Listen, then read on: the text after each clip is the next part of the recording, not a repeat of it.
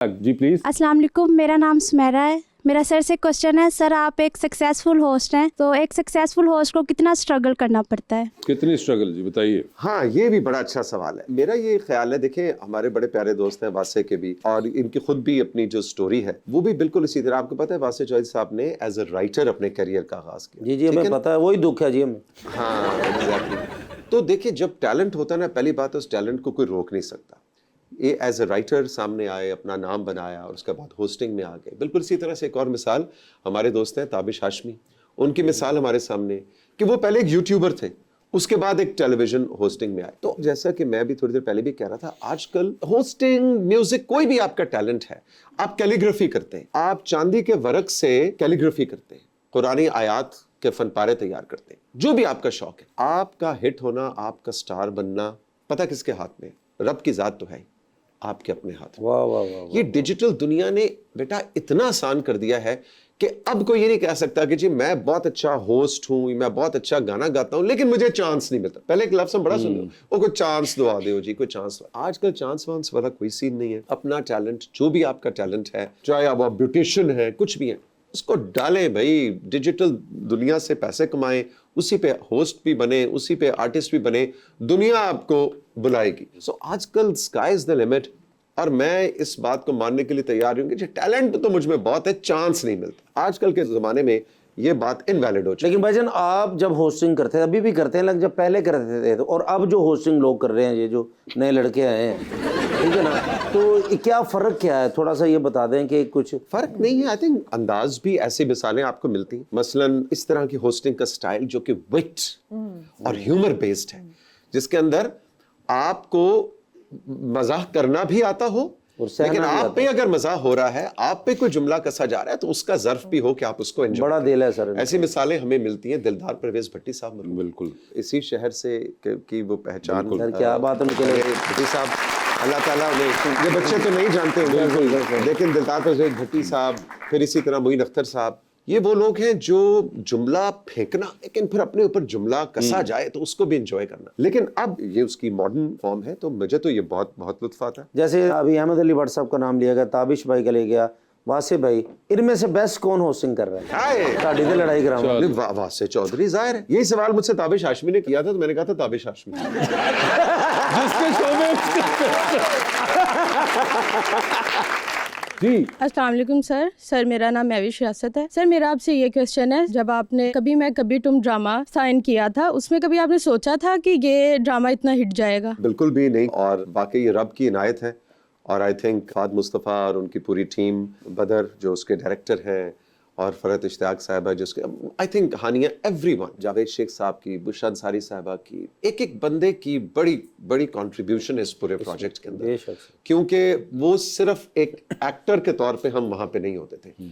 हमने वासे, आप यकीन नहीं करेंगे, and thank you Waseem for this question, हम सब ने वो कुछ अरसा पूरा लिव किया है उन कैरेक्टर्स के अंदर। उसके अंदर वो ओढ़ना बिछोना, वो जिंदगी, हमारा डीओपी, हमारे एडीज, हमारा साउंड वाला जो बंदा, हम सब उस फील के अंदर ही रहे। और ये पता नहीं ये कैसे हुआ, और वाकई बिल्कुल एक्सपेक्ट नहीं किया था कि पाकिस्तान क्या सरहद पार, भारत में, बांग्लादेश, कहाँ कहाँ, मतलब हिस्ट्री क्रिएट की इस ड्रामे ने। मुझे तो अभी भी एक बिल्कुल एक अनबिलीवेबल सी, एक ख्वाब की सी कैफियत लगती है। जी अस्सलाम वालेकुम, मेरा नेम वाजिद अली है। मेरा आपसे एक सवाल है सर, आप पहले इंसान हैं जिनकी आवाज़ एफएम रेडियो पर ऑन हुई थी, तब आपकी फीलिंग क्या थी और लोगों के रिएक्शन क्या थे? अच्छा, इंसान कह के वजाहत अच्छी कर दी इसने, क्या वो पहले इंसान है? नहीं, बिल्कुल इस वजाहत का शुक्रिया पहले से। अब बिल्कुल आपकी पैदाइश से कोई 150 साल पहले की बात है। 1993 में जब एफएम शुरू हुआ पाकिस्तान में, तो मैं पहला एफएम का प्रेजेंटर, पहला ब्रॉडकास्टर, और यकीन करें मुझे भी उसमें भी बिल्कुल अंदाजा नहीं था कि ये एफएम की दुनिया जो आ रही है। उस वक्त लोग कहते हैं एफएम क्या मतलब, रेडियो। सो वो भी एक बहुत ही खूबसूरत दौर था। अब तो घर घर का हिस्सा है एफएम। सो बिल्कुल बड़ा मजा आता था उस वक्त। एफएम का एक स्टारडम, एक क्रेज बिल्कुल और तरह का था। आवाज से लोग इश्क करते थे, आवाज के पीछे लोग अपने घरों से उठ के रेडियो पाकिस्तान और एफएम के दरवाजे पे आ जाते थे कि हमने इस शख्स को देखना है। जो वो, मैं अपनी बात नहीं कर रहा सिर्फ, वो सब जो भी एफएम के उस वक्त के प्रेजेंटर्स होते थे, तो वो एक क्रेज, एक करिश्मा, अनदेखे का जो करिश्मा है ना, वो भी एक बड़ा हुस्न है जो आवाज का। बेटा आप यकीन करो कि ये बड़े बड़े नाम मुस्तफ़ा कुरैशी साहब, मोहम्मद अली साहब। ओ रेडियो के बड़े नाम। इफ्तिखार भाई, आपने तो इनके साथ इनको देखा, ये कितने बड़े फिल्म स्टार बने, कितने बड़े स्टार्स बने, लेकिन वासे इनसे जब भी इंटरव्यू में पूछा जाए ना, तो कहते थे कि यार लेकिन वो जो रेडियो के ऊपर हम ड्रामा किया करते थे, वो जो जादू हम क्रिएट करते थे, वो उसके बाद नहीं। तो रेडियो एक ऐसा जादू है जिसका कोई सानी नहीं।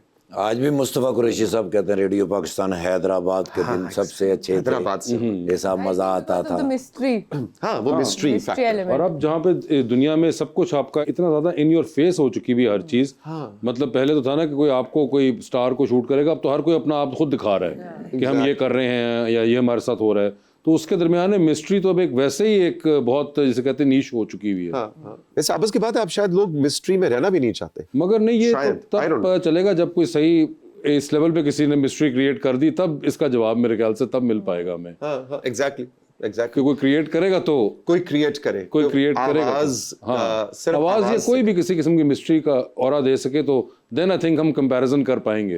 हाँ, वैसे ये एक बहुत अच्छा, इस सारी गुफ्तगू में एक अच्छा आइडिया निकला किसी व्लॉगर के लिए जो बहुत खूबसूरत गाती हो या गाता हो, और वो अपने गानों को इंस्टाग्राम और यूट्यूब पर डालना शुरू करे विदाउट द फेस, सिर्फ आवाज से गाए और देखे कि हो सकता है ये चीज हिट हो जाए। बिल्कुल, यू नेवर नो। जी, अस्सलाम वालेकुम, मेरा नाम हदसा है।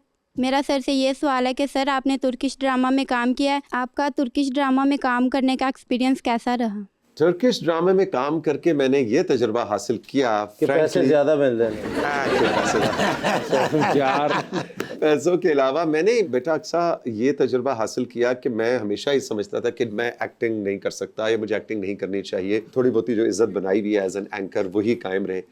लेकिन टर्किश ड्रामे में काम करके वो जो एक नई दुनिया मेरे सामने वाह हुई, अब आप कहेंगे मुश्किल उर्दू होगी, नहीं कोई वाह होने का मतलब होता है खुली खुली। नुमाया हुई। मैं थोड़ा बहुत हूँ सर, मैं 10 साल हो गए बस इनके वो साथ। थोड़ा बहुत ही हूँ। ये वाह तक ही रहना, वाह ही करना चल जाएगा।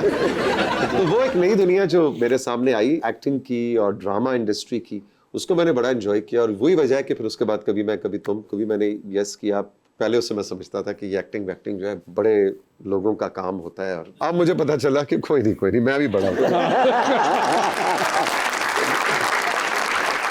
जी, अस्सलाम वालेकुम, मेरा नाम तहरीम है। सर मेरा आपसे एक क्वेश्चन है कि आपका एक ड्रामा है मीम से मोहब्बत, तो उसमें सेट पे सबसे ज़्यादा फ़न कौन करता था? आई थिंक सबसे ज्यादा शरारतें तो खुद दाना नीर करती है। आई थिंक वो पूरे लोकेशन को, पूरे सेट को हर वक्त हंसाते रहना, और कुछ ना कुछ हो रहा है, गपशप हो रही है। लेकिन जो फनी होने के और कॉमेडी के हवाले से जो हमारे गुरु है और सेट के ऊपर अरशद महमूद साहब का होना, क्या बात है। उनके होते हुए तो मेरा ख्याल है हर वक्त वो कोई Yes. पुरानी कोई बात, कोई वाक्या, कोई जुगत, कोई तो वो कुछ ना कुछ चलता रहता है। आई थिंक अरशद साहब के होने से हमें वक्त गुजरने का पता नहीं लगता।